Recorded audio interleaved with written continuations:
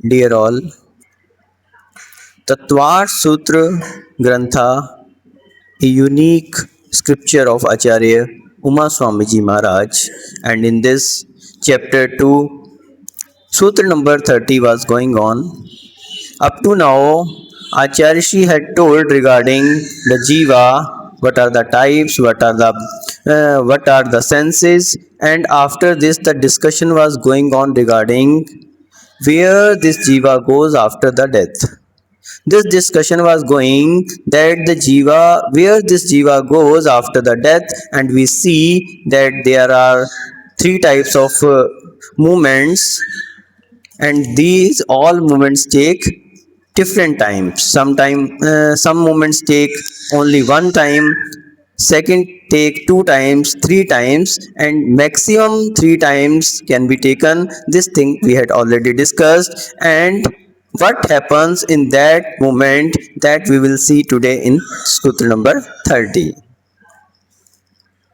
बंधुओं, तत्वार सूत्र आचार्य उमा स्वामी जी महाराज का एक महान ग्रंथ जो कि चल रहा है, जिसमें दूसरे अध्याय में वर्णन चल रहा है, जिसमें आचार्य श्री जीव के विषय में वर्णन कर रहे हैं. दाऊ जी, किसके विषय में वर्णन चल रहा है? जीव के विषय में. आप क्या है, जीव है या अजीव है? जीव ही है ना, अजीव तो नहीं है. कौन है जीव? आपका शरीर या आपकी आत्मा? आत्मा ही जीव है ना, शरीर तो जीव नहीं है. खाना कौन खाता है? खाना कौन खाता है? आप खाते हो या आपकी आत्मा खाती है? शरीर के द्वारा आत्मा खाना खाती है. कौन बोला? शरीर के द्वारा आत्मा खाना खाती है. अच्छा, और अगर शरीर ना हो तो आत्मा खाना नहीं खाएगी. बहुत अच्छी बात है. पानी कौन पीता है? नंदीश्वर द्वीप में पूजा करने कौन जाता है? कौन जाता है? देवता जाते हैं या उनकी आत्मा जाती है? देवता जाते हैं. आप लोग तो नहीं जाते. तो बंधुओं, जीव मरण के बाद कहाँ जाता है? जब शरीर से रहित हो जाता है तो उसकी क्या स्थिति होती है, उस विषय में वर्णन चल रहा था. अब घबराना नहीं आप लोग कि ये तो बड़ा कठिन सा वर्णन चल रहा है, महाराज पता नहीं क्या क्या सुना देंगे. चिंता नहीं करना. आचार्य उमा स्वामी जी महाराज ने जो बताया है वही हमने, जो आचार्य विराग सागर जी से पढ़ा है वही आपको बताने जा रहे हैं. अपनी तरफ से कुछ नहीं बता रहे. तो वास्तविकता में जब हम देखते हैं कि जीव और पुद्गल का कैसा संबंध है, ये शरीर क्या है? एक पुद्गल है. और जीव क्या है? आत्मा क्या है? जीव है. दोनों अपने आप में भिन्न हैं. अभी सामायिक पाठ में माता जी बता रही थी ना कि ये दोनों भिन्न हैं. इनमें भिन्नता ही तो सामायिक है. भेद विज्ञान, जो इस भेद विज्ञान को समझ लेता है वही ज्ञानी है, और जो इस भेद विज्ञान को ना समझे वो अज्ञानी है. ये भेद विज्ञान ही तो वास्तविकता में मोक्ष को दिलाने वाला है. भेद विज्ञान तो सिद्धा, सिद्धा ये किल केचना, तस्य भावतो बद्धा, बद्धा ये किल केचना. आज तक जितने भी सिद्ध हो गए वो किस कारण से हुए? भेद विज्ञान के कारण. इस भेद विज्ञान के कारण ये शरीर भिन्न है और आत्मा भिन्न है. इसी भेद विज्ञान को जिसने कर लिया वही जितने भी सिद्ध हुए, इसी सिद्धा ये किल केचना, किल केचना यानी जितने भी हुए हैं, जितने भी सिद्ध हुए हैं इसी भेद विज्ञान के कारण हुए. तस्यैव भावतो बद्धा, जितने हम सब बंधे हुए हैं संसार में, संसार में जो बंधे हुए हैं किस कारण से? तस्यैव भावतो, उसी के अभाव से, बद्धा ये किल केचना, जितने भी आप सब लोग बंधे हुए हैं ना, और आप लोग क्या, हम लोग भी, हम लोग अभी मुक्त नहीं हुए. हम भी संसारी ही जीव हैं अभी. मुक्त कौन है? सिद्ध परमेष्टि. तो तस्यैव भावतो बद्धा, जितने भी किल केचना, जितने भी बंधे हुए हैं किस कारण से? उसी भेद विज्ञान के अभाव से बंधे हुए हैं. तो ये भेद विज्ञान होना चाहिए, और जिसको ये भेद विज्ञान हो गया तो निश्चित रूप से सिद्धों की परंपरा में चला जाएगा. सामायिक पाठ में भी माता जी क्या कहती? शरीर था कर्तुम अनंत शक्ति, विभिन्न महात्मान मपास्त दोषम, तो जिनेन्द्र कोश अदिव खड़ग यष्टिम तव प्रसादेन ममास्तु शक्ति. खड़ग खड़ग यानी तलवार, और एक मयान, कोश यानी मयान। अब बताओ, मयान में जो तलवार रखी हुई है वो एक है क्या? मयान और तलवार अलग हैं, बस उसको निकालना पड़ता है। उसी प्रकार से शरीर और ये आत्मा कैसी हैं? अलग अलग हैं, जैसे मयान में रखी हुई तलवार। आचार्य श्री ने हमें जब ये सामायिक पाठ पढ़ाया था, और यही वाला पहरा खास तौर पे हमें याद है 2015 में आचार्य श्री ने पथरिया में ये पढ़ाया था। इस काव्य को जब आचार्य श्री इस काव्य को पढ़ा, जैसे तलवार से मयान को अलग कर देते, उसी प्रकार से भेद विज्ञान के द्वारा ये आत्मा भिन्न है, ये शरीर भिन्न है, ये भाव जिसके अंदर आ जाता है, वास्तविकता में वही सिद्धों की श्रेणी माने, वही सामायिक है। सामायिक और कोई नई चीज नहीं है। ये शरीर से इस आत्मा का भिन्नपना, मैं अलग हूं और ये आत्मा अलग है, ये भाव जिसके अंदर आ जाए, यही सामायिक है। अपन सामायिक की बात करते हैं, 3 टाइम सामायिक करते हैं, तो वास्तविकता में यही चिंतन का विषय है। और वही यहां पर विषय चल रहा है कि जब हम मृत्यु के विषय में कल्पना करते हैं, आदमी को वैराग्य कहां पर होता है? दाऊ जी, आपको वैराग्य हुआ कि नहीं हुआ? होता है कि नहीं होता है? वैराग्य होता है? कुछ देर होता है। कब होता है? हैं? सोचते हैं। क्या बोल रहे? सोचते हैं, लेकिन सोचते ही रह जाते हैं। इतना नहीं सोचा करो, कर लिया करो। जब कोई अच्छे काम का विचार आ जाए, तुरंत कर लेना जाए। आपका भाव आ जाए कि माताजी को नंदीश्वर कॉलोनी लेके आना है, अब सोचो नहीं, तुरंत आ जाओ श्रीफल चढ़ाने के लिए। ज्यादा सोचना नहीं पड़ता। खराब काम के लिए सोचना पड़ता है, सही है क्या नहीं? खराब काम के लिए, खराब काम करना हो तो पंडित जी 4 बार सोचो। कोई गलत काम करने को कहे, सोचेंगे। लेकिन अच्छे काम का भाव आ जाए, मन में आ गया कि माताजी को अपने नंदीश्वर कॉलोनी में, और आपके तो नगर की गौरव तो है स्वयं, आपकी तो कॉलोनी की गौरव है। अच्छे काम का भाव आ जाए, फिर सोचना नहीं चाहिए, फिर तो कर देना चाहिए। इसलिए दाऊ जी, अगर वैराग्य आ जाए तो सोचना नहीं ज्यादा, हमारे पास आ जाना, ठीक है ना? ज्यादा सोचना नहीं। तो हम कह रहे थे कि वैराग्य कहां पे आता है? कहां पे आता है वैराग्य? किस जगह आता है? राजू भैया, वैराग्य आता है क्या? कहां पे आता है? विनीता दीदी, वैराग्य आता है कहां पे? प्रतिकूलताओं में। विनीता दीदी डिप्टी कलेक्टर हैं, वो जेलों में भी जाती हैं, देखती हैं वहां लोगों की हालत, कितनी विपरीत परिस्थितियां उनको झेलनी पड़ती हैं। तो विपरीत परिस्थितियों में, जहां जहां प्रतिकूल परिस्थितियां होती हैं, मुख्य रूप से वैराग्य या तो भगवान के सामने आता है जाके, और या फिर शमशान घाट में। आप लोग गए हैं शमशान घाट? कितने लोग गए हैं? सभी लोग गए हैं। अभी तो दूसरे को ही लेके गए हैं। कभी आपके मन में ये बात आई कि हमें भी एक दिन यहीं आना है? किसी के मन में आई क्या बात? आती है कि नहीं आती? जब शमशान घाट में पहुंचते हैं तो ये बात मन में आती है कि हमें भी यहाँ आना है। वही तो वैराग्य है, इसी का नाम तो वैराग्य है। बस अंतर इतना है कि जब आप जाते हो तो वैराग्य आता है, और जब वापस आते हो तो उसको वहीं के वहीं छोड़ के आ जाते। उसको अगर वैराग्य को साथ में लेके आ जाओ तो आप लोग घर नहीं जाओगे। फिर घर नहीं जाओगे, फिर कहाँ पहुंचोगे? सीधे महाराज के पास पहुंचोगे। फिर घर जाने का मन नहीं करेगा। लेकिन आप लोग क्या करते हो? वहीं पे अपना हुआ और बस नहा धो के और बस वो सारा वैराग्य धो डाल देते। जैसे ही वो काम निमटा तुरंत स्नान करते हो, कहीं उसका कण भी बचा ना रह जाए वैराग्य का। बाहर का तो मल धोते हो, अंदर का वैराग्य भी साथ में धो देते हो। इसलिए आचार्य श्री बता रहे हैं आपको, यहां बैठाल के बता रहे हैं कि मृत्यु के बाद आत्मा कहां जाती है। मृत्यु के बाद आत्मा कहाँ जाती है, क्या होता है उसका? किसी ने सोचने का, विचार करने का प्रयास किया कि हमें भी एक दिन मृत्यु को प्राप्त करना है, हमें भी एक दिन इस देह को छोड़ना है, जिस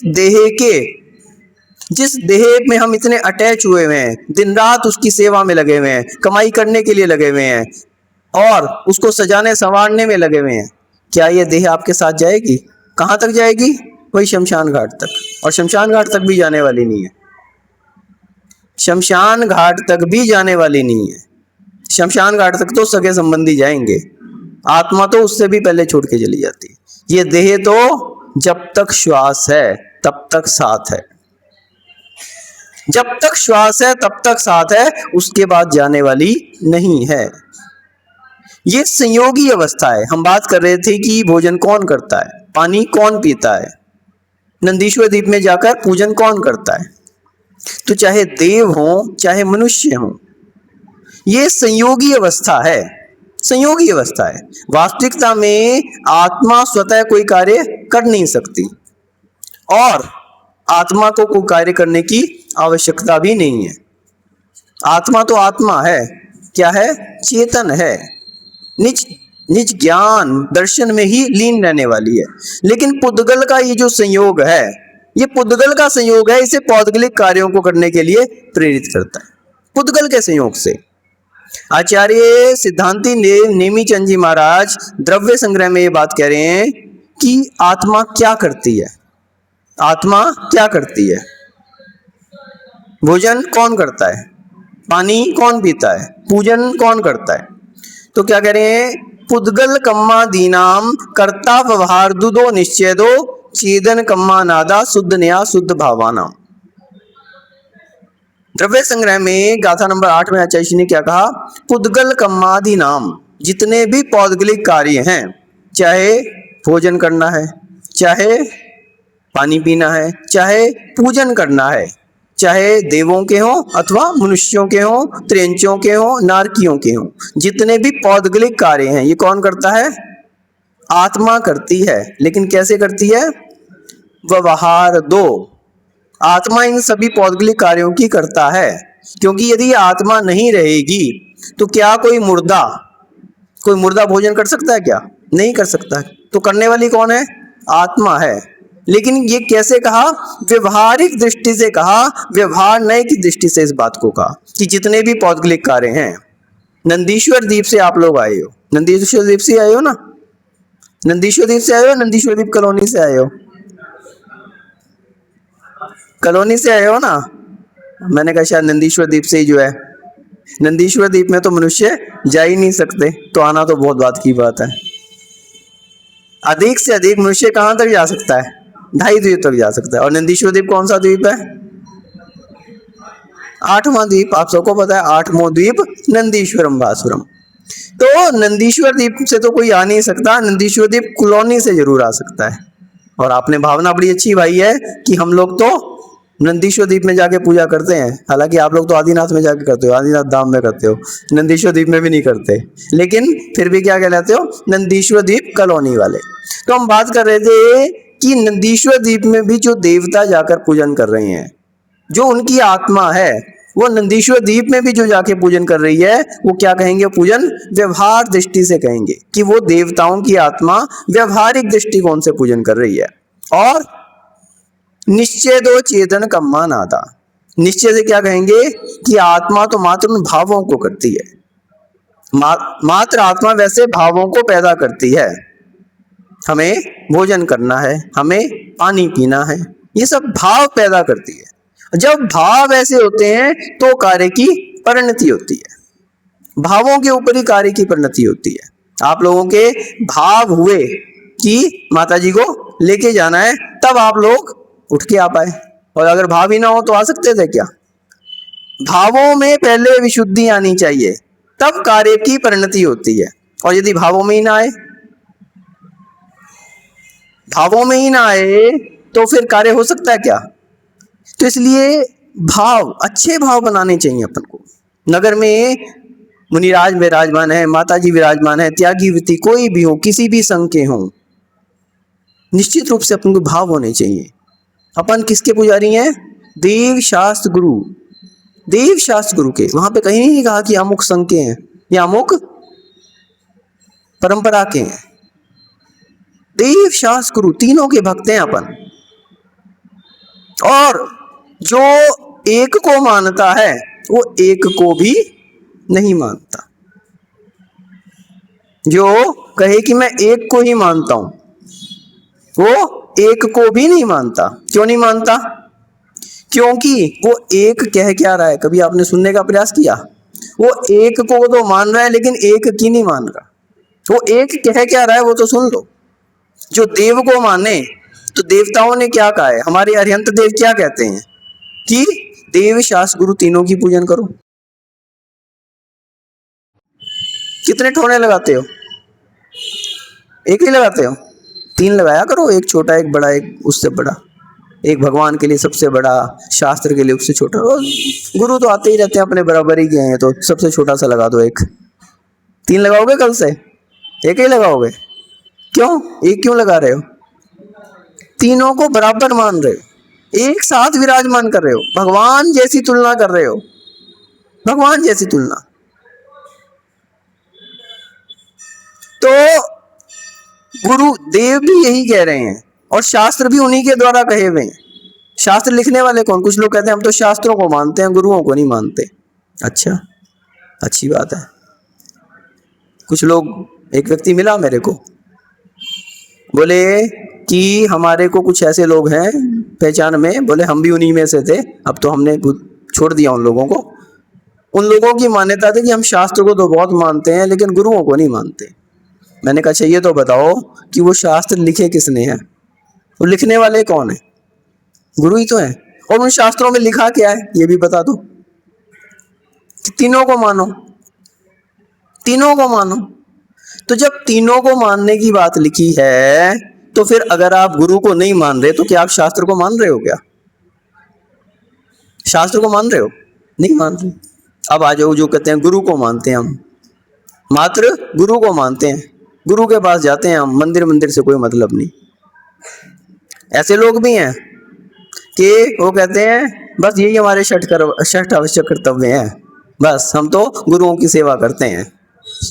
सुबह जो है उनके शौच की व्यवस्था में जाएंगे, उनके लिए आहार विहार कराएंगे, अवसर मिल जाए आहार देने जाएंगे, रात को वैयावृत्ति में पहुंच जाएंगे। बस यही पूजा है हमारी। तो बाकी तो सब क्या दिखावा है। अरे ये भी ध्यान रखो अजीत जी, बातें बाद में कर लियो। अजीत जी, ओ अजीत जी, आप ही को बोल रहे, ध्यान रखो। किसको मानते हो? एक को मानते हो कि तीनों को मानते हो? तीनों को मानते हो ना। तो कुछ लोग ऐसे भी होते हैं, कहते हैं हम तो गुरु को मानते हैं, बस उन्हीं की सेवा में लग रहे हैं, उसी से हमारा कल्याण हो जाएगा। वो अच्छी भावना है, लेकिन गुरु भी यही कहते हैं कि आप अपने पूरे षठ आवश्यक करो। षठ आवश्यक एक काम करने से नहीं होगा। देव पूजा भी है और गुरु उपासना भी है, शास्त्र का स्वाध्याय भी है।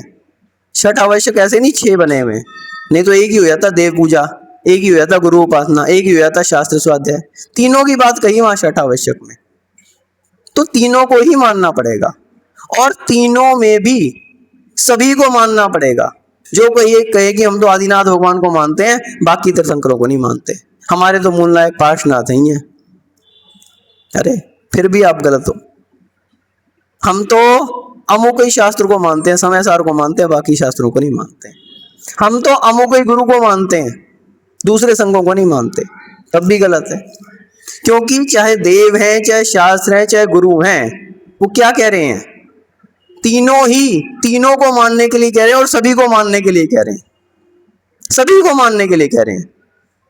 पार्श्वनाथ भगवान ने उपसर्ग सहा था और तो किसी ने नहीं सहा, हम तो पार्श्वनाथ भगवान को मानेंगे। अरे उपसर्ग सहने से भगवान की बात नहीं आ जाती कि वो भी भगवान है, उसमें भी वही सब मूल गुण है। अमोक्ष शास्त्र में आत्मा की बात कही है, ये तो प्रथमा योग तो कथा कहानी है। अरे ये भी भगवान की वाणी है। गाय के 4 थन होते हैं, चारों से दूध ही मिलता है। सभी शास्त्रों को मानना पड़ेगा। अमुक महाराज तपस्वी हैं, वो अच्छा प्रवचन करते हैं, वो हमारे मतलब की बात बताने वाले, हम तो उन्हीं को मानते हैं। अरे उनको तो मान रहे हो, उनकी भी तो मान लो, नहीं तो उनको भी नहीं मान रहे। वो भी यही कह रहे हैं कि 3 कम 9 करोड़ को मानो। कितने को मानो? 3 कम 9 करोड़ को। जितने भी पिच्छीधारी, आप तो क्या देखो पिच्छीधारी, कुछ लोग कहते हैं महाराज मुनि महाराज, माता जी तो पंचब्रह्मेष्टि में आती नहीं। पिच्छीधारी की बात है, त्यागी व्रती, उपचार से महाव्रती कहा उनके लिए, उपचार से महाव्रती कहा। और किस में कहा? आप ही के शास्त्रों में कहा, जो शास्त्रों को मानने वाले हैं। मूलाचार में ये बात आई कि मात्र माता जी और महाराज मुनि महाराज, उसमें अंतर क्या है कि वो योग धारण नहीं कर सकती, खड़े होकर आहार नहीं कर सकती। लेकिन बाकी सारी बातों में कहीं कोई अंतर नहीं कहा। मूलाचार में ये बात आई कि बाकी सभी चीजें मुनियों के समान ही, जैसी मुनियों की चर्या है वैसी आरिकाओं की भी चर्या है। कोई अंतर नहीं कहा उसमें मूलाचार में। जो अंतर बताए वो इतने ही बताए, बाकी अंतर आप अपने आप से जोड़ते रहो। उनका तो अचेलक तो गुण ही नहीं है। एक साड़ी ही, आचार्य विरागसा जी कहते थे, एक साड़ी ही उनका अचेलक तो गुण है। उनका तो एक भुक्ति आहार ही नहीं है, वो तो खड़े होकर आहार नहीं करती। स्थिरासन, अरे उनका बैठ के आहार करना, उसी में वो जो पालथी लगा के बैठी हैं उसमें हिलाना डुलाना ना, वही उनका वो जो है स्थिर भोजन है। उनके लिए स्नान गुण नहीं है, अवस्था में उनको स्नान करना पड़ता है। मुनि महाराज भी हड्डी से छू जाए तो उनको दंड स्नान करना पड़ता है। अब खत्म करो उनका स्नान गुण। जब हड्डी से छू जाते हैं मुनि महाराज, कहीं किसी चर्म से छू जाए, दंड स्नान है उसमें विधान, दंड स्नान की बात है वहां पे। तो इसलिए उससे उनका स्नान गुण समाप्त नहीं हो गया, वो पर्याय की अवस्था है, अवस्था विशेष है। लेकिन जो उनकी तपस्या है, जो उनका त्याग है, उनकी पर्याय में उत्कृष्ट है आरिका, उस पर्याय की उत्कृष्ट स्थिति है। इससे ज्यादा त्याग वहां पे नहीं बताया जा सकता। इसलिए चाहे मुनि महाराज हो, चाहे माता जी हो, शुल्लक शुल्लिका, शावकों साधकों, तुष्ट, उनके लिए उत्कृष्ट शावक कहा, उत्कृष्ट शावक। और जब दान की बात आई तो वहां पे उत्तम मध्यम जघन्य तीनों की बात कही। मुनि महाराज उत्तम पात्र, माता जी, शुल्लक जी, शुल्लिका, प्रतिमाधारी, सब क्या है? मध्यम पात्र। और जितने भी सम्यक दृष्टि हैं वो जघन्य पात्र। इसलिए जब कभी भी सम्यक दृष्टि, सम्यक दर्शन को आप देख लें और पिछी कमंडल को देख लें, बस नतमस्तक हो जाओ। फिर मत सोचो कि ये कौन है, के कौन से संघ के हैं, मुनि हैं, माता जी हैं, पड़गहान करते हो। ये मत सोचो हमारे यहाँ तो शुल्लिका आ गई, महाराज तो आए नहीं, माता जी तो आई नहीं। संतोष गुण को धारण करो। तो बात चल रही थी हमारी कि आत्मा क्या करती है। तो जितने भी ये भाव हैं, ये भावों को पैदा करती है आत्मा। किस निश्चय से? निश्चय नय से। व्यवहार से तो पौद्गलिक कार्यों की करने वाली है, निश्चय से इन भावों को पैदा करने वाली। लेकिन कौन से निश्चय से? अशुद्ध निश्चय से। अशुद्ध निश्चय नय से इन भावों को पैदा करती है, और शुद्ध नया शुद्ध भावाना, शुद्ध निश्चय नय से तो एकमात्र आत्मिक भावों को ही करने वाली है आत्मा। इससे अधिक और कोई भी भावों को नहीं करती, अपने ही ज्ञान दर्शन आदि में रत रहती है। तो आत्मा की ऐसी अवस्था रहती है। तो जितने भी पौद्गलिक कार्य हैं ये संयोगी अवस्थाएं हैं। लेकिन जब वियोग होता है, आत्मा का शरीर से वियोग होता है, तो उस अवस्था में क्या वो आत्मा आहार करती है अथवा नहीं, इसके विषय में आचार्य श्री सूत्र नंबर 30 में बता रहे हैं। एकम दो तिनवानाहार कहा, एकम दो तिनवानाहार कहा। तो यहां पर आचार्य श्री ने बताया कि विग्रह गति में, यानी कि शरीर से छूटने की अवस्था में आत्मा आहार करती है या नहीं करती। तो बतलाया, पहली बात तो अनाहारक, अनाहारक और आहारक, इसका क्या अर्थ है? क्या अर्थ है इसका? संतोष जी कछु नहीं पता, उन्हें तो हाथ छोड़ लिए। लल्लू भैया, अरे कछु तो बतला दिया करो। आहारक किसे कहते हैं? अनाहारक। 24 छाना की क्लास किसने पढ़ी है? 24 छाना की क्लास। तो आहारक का अर्थ मात्र आहार करने वाला आहारक, और जो आहार ना करे, तब तो मुनि महाराज जिस दिन आहार करें उस दिन आहारक, और जिस दिन उपवास कर लें उस दिन अनाहारक हो गए। हाँ बताओ, दीदी बता रही है। हाँ, 3 शरीर और 6 पर्याप्ति। 3 शरीर कौन कौन से? औदारिक, वैक्रिक और आहारक। ये 3 शरीर और 6 पर्याप्ति, आहार, शरीर, इंद्रिय, श्वासोश्वास, भाषा और मन, ये 6 पर्याप्ति, इनके योग्य परमाणुओं की शक्ति का, एक योग्य परमाणु को ग्रहण करने की शक्ति, उसको जो है, जो योग्य परमाणुओं को ग्रहण करना, वो क्या है? वो आहारक है। जो उसको प्राप्त करने की शक्ति को प्राप्त कर लेता है वो आहारक है, और जिसके अंदर वो शक्ति नहीं है वो अनाहारक है। तो जब आत्मा विग्रह गति में होती है, एक शरीर को छोड़ के दूसरे शरीर में जाती है, तो उस समय कितने समय तक रह सकती है? अधिक से अधिक 3 समय तक। पिछले सूत्रों में निकल चुका है कि 1 मोड़ा लेती है, 2 मोड़े लेती है, अधिक से अधिक 3 मोड़े लेती है। तो 1 समय, 2 समय अथवा 3 समय तक अनाहारक रह सकती है, उसके बाद दूसरे शरीर में प्रवेश कर लेती है। तो अधिक से अधिक उतने समय तक वो इन 3 शरीरों, वैसे तो 5 शरीर होते हैं, कौन कौन से? औदारिक, वैक्रिक, आहारक, तेजस और कारमन। लेकिन तेजस और कारमन शरीर ऐसे हैं जिनके लिए कहा, अभी आगे आएगा सूत्र, अनादि संबंधे च, अनादि काल से साथ जुड़े हुए हैं, छूटते नहीं है। ये कर्मों का शरीर कारमान शरीर है, तो कारमान का योग हो जाता है इसमें। तो कोई भी आत्मा जब शरीर से अलग होती है तो कारमान शरीर को ग्रहण किए रहती है। ये कर्मों की जो दशा है ना, ज्ञानावरणादि, ये हमसे छूटती नहीं है। ये कब छूटेगी? जब मोक्ष को प्राप्त कर लेंगे, उसी समय छूटेगी। तब तक अनादि संबंध है, अनादि काल संबंध। लेकिन ये औदारिक शरीर है जो हाड़ मांस का बना हुआ शरीर है। वैक्रिक शरीर देवों का जो शरीर होता है, आहारक रिद्धिधारिक आहार मुनियों का आहारक शरीर, ये छूटने वाले हैं। तो इनसे जब छूटती है और दूसरे शरीर में प्रवेश करती है तो उसमें अधिक से अधिक 3 समय लगते हैं। 3 समय में दूसरे शरीर में प्रवेश कर जाती है। तो उतने समय तक अनाहारक रह सकती है, उतने समय तक उसको इनके योग्य, इन 3 शरीरों के योग्य और जो 6 पर्याप्ति हैं, आहार, शरीर, इंद्रिय, श्वासोश्वास, श्वासोश्वास और मन, तो ये जो है, इनका जो है उसको योग्य परमाणुओं को प्राप्त करने की शक्ति नहीं रहती। लेकिन जैसे ही दूसरे शरीर में प्रवेश करती है तो उसकी वो शक्ति पुनः उसको प्राप्त हो जाती है, और एक ही कुछ अंतर्मुहूर्त में भी पर्याप्त भी हो जाती है।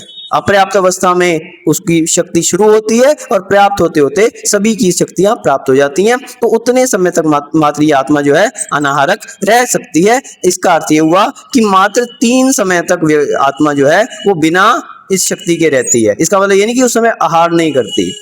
आहारक का अर्थ है कि उसके योग्य परमाणुओं की प्राप्त करने की शक्ति का अभाव। तो इस प्रकार से आत्मा के विषय में बताया कि जो लोग कहते हैं कि हमारी आत्मा तो भटकती रहती है, 6 महीने तक भटकती रहेगी, अकाल में जिसकी मृत्यु होगी बाकी उम्र तक, तो यहाँ पर उसका निराकरण किया कि अधिक से अधिक 3 समय तक।